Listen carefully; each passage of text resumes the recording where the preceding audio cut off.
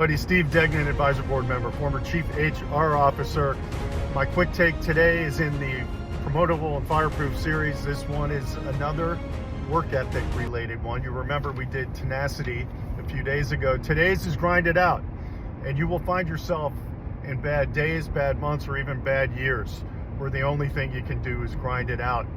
You could be in a job that you don't enjoy. It could be parts of a job you don't enjoy, and believe me, I've been in both of those. I'm going to tell you a story today about collective bargaining.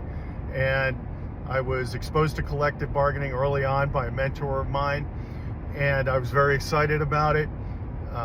You hear about all the headlines about strikes and lockouts and all these crazy things in the media, and I was thinking about high stakes poker at the bargaining table and all these things, and learning how to do it is very appealing to me until I got into the actual prep for an actual contract.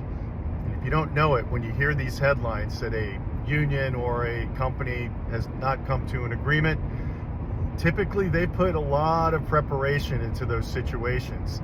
And in our case, there's a big contract coming up. We were spending months going through all the detail to get ready for this thing. And it's things like the finer details of the benefits plan and how much they cost, and different proposals that we might anticipate getting and how much they're going to cost, and can we afford it, and our own proposals and changes to work rules that we would like to see and what the downstream effects of those might be. And all of that went into it. And in the midst of all that, I told my boss, I said, I don't know if I'm really cut out for this. I don't know if this is my thing. And I got a pretty spirited response. The cleaned up version goes something like this, that if you don't learn this and you don't understand it, you're not going to be able to do what I'm doing someday at the executive level. And you won't have the stuff in your head that's needed to have the insights to make the right decisions for the company. So guess what I did? I grinded it out and I figured it out. And I finally understood that getting all that stuff in my head was really important. And what happened 25 years later, I found myself, the group of other Nestle executives across the table from some of the biggest names in unions in the United States.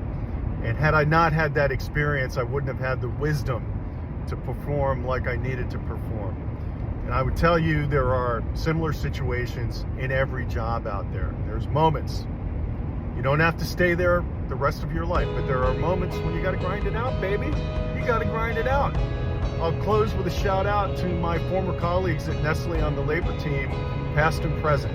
Some of the best, hardest work